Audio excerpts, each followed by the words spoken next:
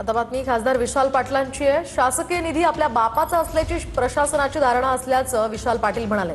मिरज पंचायत समितीच्या इमारत उद्घाटन समारंभाच्या वादावरून विशाल पाटलांनी हा निशाणा साधलाय। प्रशासकीय अधिकारी सत्तेचा संरक्षण या ठिकाणी मिळत असल्याच्या भावनेत असल्याचंही विशाल पाटलांनी म्हटलंय। या शासनाच्या लोकांना एक सवय लागली की शासकीय निधी हा शासनाचा म्हणजे जनतेचा नाही, हा आपल्या वैयक्तिक इस्टेटीचा आपल्याच बापाचा पैसा असल्यासारखं यांच्या मनात धारणा आहे।